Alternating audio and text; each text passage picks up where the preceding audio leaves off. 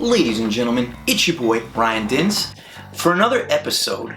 And on this episode, being that I haven't done this in a while, we're going to discuss which dividend stocks are going to be the best for 2021. Particularly for April and on, because it's already March. So we're looking towards the future. We're looking to accumulate these dividends so that we can get passive income and grow your dividend portfolio. Now, before I get into why you should invest in dividend stocks, make sure you hit that like and subscribe button. It really helps the channel.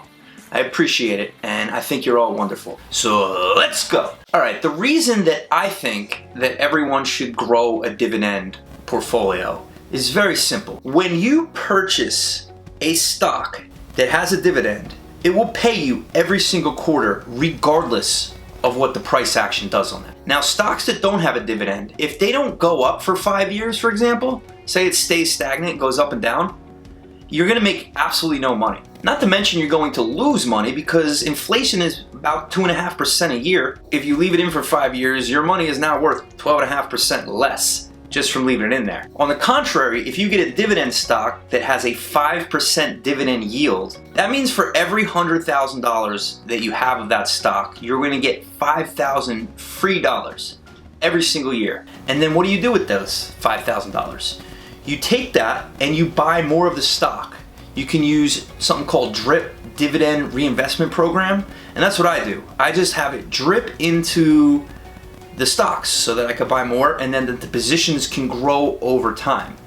Now take that scenario where a stock doesn't grow for 5 years, but it has a 5% dividend. If you had $100,000 worth and it doesn't go up in price, you still get $5,000 worth of dividends. So you're gonna make $25,000 over the course of 5 years.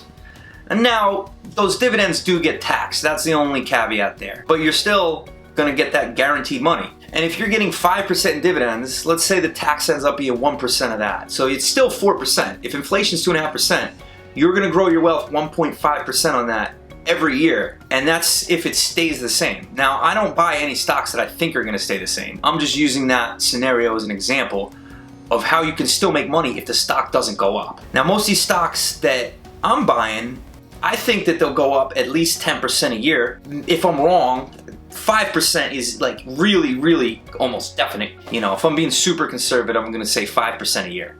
So let's take that $100,000 stock. If it goes up 5% every year, it's gonna make $25,000 over the course of 5 years in price appreciation, and then it's gonna make 5% in dividend yields, which is another $25,000. So that stock's gonna be worth $150,000 in 5 years, and that's just if it grows 5%. Whereas a normal stock without a dividend, it's only gonna grow $25,000 over 5 years. This is why I love these dividends, because my goal and my strategy for the long term is to have so much in dividend stocks, over $1 million. So if I have over $1 million worth of it and I'm getting 5% a year, I'm guaranteed to get $50,000. That's enough to live on. Not comfortably, but I'll still work. I'll still make money on the side, doing whatever else I do, but that would be passive income. You know, say it gets taxed 10 grand. You're making 40 grand a year doing nothing.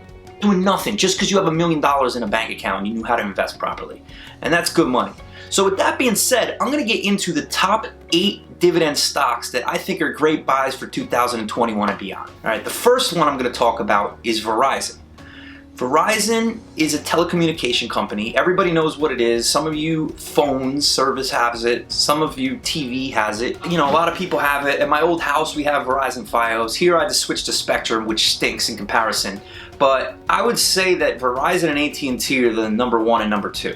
The only reason I'm saying Verizon over AT&T right now is because Verizon has recently dipped 10% in the last month. It's a great time to buy it. If you no technical analysis, I drew a trend line and for the past 5 years, and it's about to hit that trend line. It's a good buy position. I truly believe it'll be 20% higher in about a year from now. It's got a PE ratio of 12.89 and a dividend of 4.5. So the dividend yield's pretty high. It's not as high as AT&T, but I think there's more growth with Verizon. So that's why I think that's a great buy for number 1. Now, the number 2 stock that I'm going to talk about is Apple. Everyone watching this already knows about Apple. Apple is just a mogul. You're using your iPhones, you're using your MacBooks. It's just everybody needs to buy every device. They need to get the hottest one. It's just human nature. They want the hottest, newest thing from Apple, and Apple knows this. They do shady things like make the devices slow down after a couple years. Don't pretend that they don't. That's okay if you're an investor, because that means people are going to buy new phones, they're going to buy new computers every few years. Another reason why I think it's growing is because the world is kind of getting a little bit more level played. It used to be you had rich countries and poor countries. Now the poor countries, they have iPhones in poor countries. That didn't used to happen. So the more that happens, the more we're going to see some growth. The dividend yield is very low. It's barely over 0.5%. The PE ratio is pretty high. It's almost at 40. But with that being said, the reason that the PE ratio is kind of high is because everybody knows Apple's going to continue growing, so everybody keeps buying, looking for the future. And then the next one is going to be Microsoft. Microsoft, I put them in the same category as Apple because they're major blue chip tech stocks. And they're both number 1 and 2 market caps in the entire world. These are huge stocks, Microsoft and Apple. Now, out of the two, at this exact moment, I would probably pick Microsoft over Apple, although I'd say own both. Just because Microsoft, it's been a little bit stagnant, whereas Apple's been growing a lot. You know, we're really waiting for that next leg up for Microsoft. And they continue to expand. They have their own native platform for ads now. They got their Xbox, they got their gaming systems, they got their computers. They're really a huge media company that has their hand in a lot of different pots.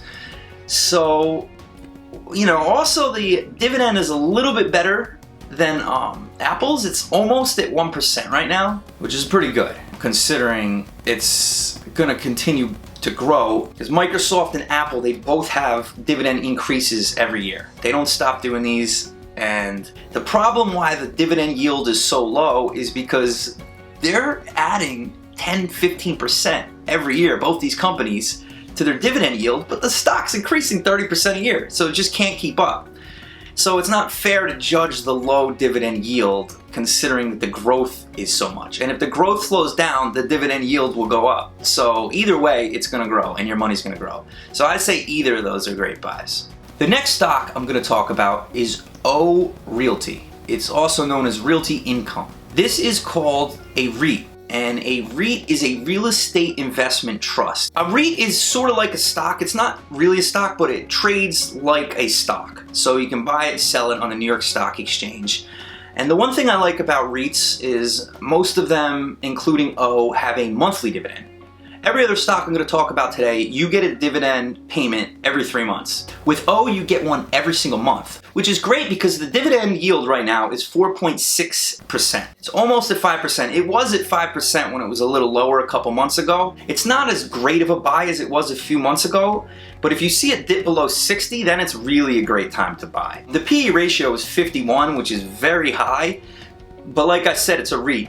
It doesn't operate the same way as all these other stocks. Even though that is high, they're continually buying more real estate. I see them continuing to grow, and I see that dividend continuing to go up. They're a dividend aristocrat, which means they have been continually raising their dividends for over 25 years, and I don't see them stopping anytime soon. So that's the reason why I think this is one of my favorite stocks on the list. I love getting those monthly dividends. Every month, I'll buy a couple shares of O, as long as it stays in like under 65. Once it's like gets in the high 60s, I'm gonna stop touching it as much, but right now it's a great buy. The next stock I'm gonna talk about needs no introduction. It's Coca-Cola. Now, Coca-Cola is a worldwide beverage company. Most people drink Coca-Cola every time they go to a restaurant. You go to McDonald's, you get a Coca-Cola. You go to Ruth Chris Steakhouse, you get a Coca-Cola.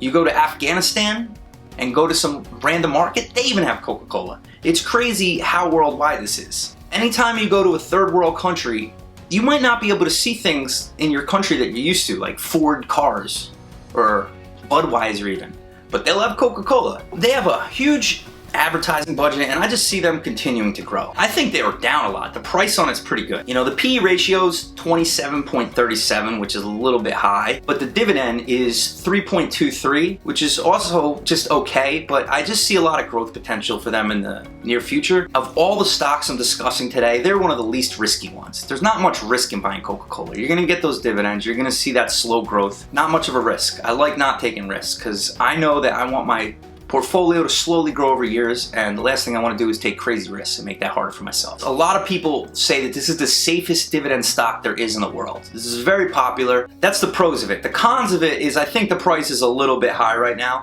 and this stock is Johnson & Johnson. It has baby powder, it's got all these health products. They just have those, your CVS type items, all sorts of things. It's just been a really safe stock for a long time. If you look at any sort of dividend rating system, they always have an almost perfect dividend safety score because they have been raising their dividends for longer than almost any company on earth, which means every single year they increase their dividends. The only bad part about it is I think the price is a little bit too high right now, but if you see a dip, especially below 150, I would definitely look into buying this one. It's got a dividend yield of 2.6%, and its PE ratio is 19.73, which is pretty reasonable.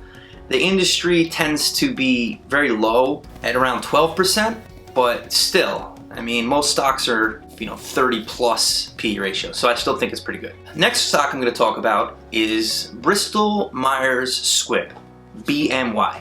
Now this is a pharmaceutical company. It has recently seen a big boost from Warren Buffett buying a large position in it. Anytime he buys something, it's called the Warren Buffett effect. You just see the thing grow because, all of a sudden you got a lot more money behind it. So people are gonna jump on that bandwagon. It's got a dividend of 3.2, which is okay. It's not great, but they're continually increasing their dividends. And it's got a PE ratio of around 10. It's been in that little 9 to 12 range for a while, so I think it's a great deal.